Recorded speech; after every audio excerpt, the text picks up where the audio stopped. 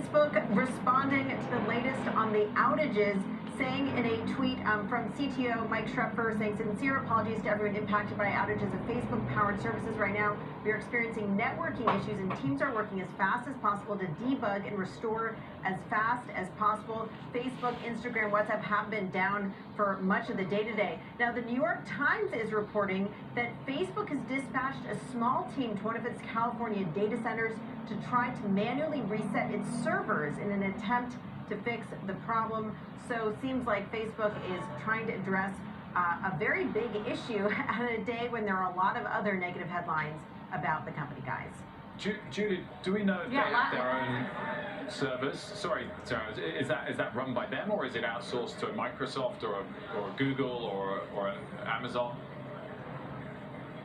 So Facebook does manage its own servers, and it is a big enough company that it's not uncommon for a company to be managing its own technical infrastructure like this. So I'm just going through the latest on this, and there have been a lot of questions about whether maybe this was the result of a hack. A number of people said that it's not. The CEO of Cloudflare tweeting saying that there didn't seem to be anything that was problematic from a hacking perspective, but that the problem was likely with the Facebook servers that were not letting people connect. So obviously, huge problem for Facebook, global outages for its 3 major platforms. Choose the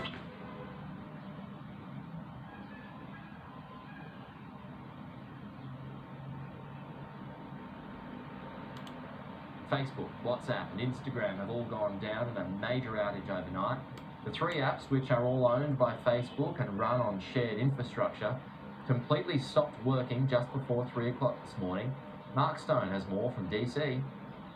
These outages do happen from time to time. Other social media companies experience them as well, but this is a particularly long one, and it is affecting Facebook and its other offshoots, Instagram and WhatsApp being chief among them. And there has been a statement from Andy Stone, who says, we are aware that some people are having trouble accessing our apps and products. We're working to get things back to normal as quickly as possible, and we apologize for any inconvenience. And there have been similar messages from WhatsApp and from Instagram as well, rather embarrassingly posted on Twitter, which is not owned by Facebook. In terms of what's happened, well, at the moment no one knows, but this does appear to be a global outage. I've been in touch with people from all corners of the world, and via Twitter I should say, and they have all confirmed that in their part of the world these networks are down as well. I mean, it's very embarrassing. It's also potentially very serious for many people who rely on these products for their business. I mean, clearly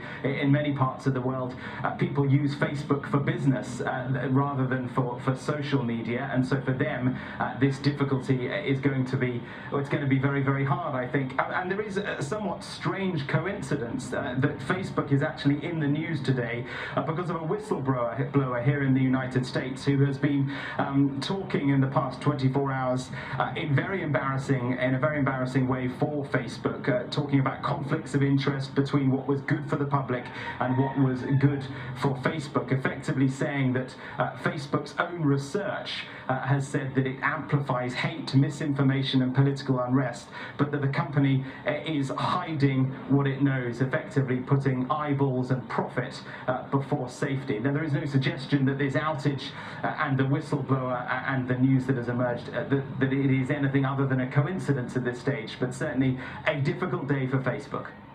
If you wear glasses or contacts, you must see this.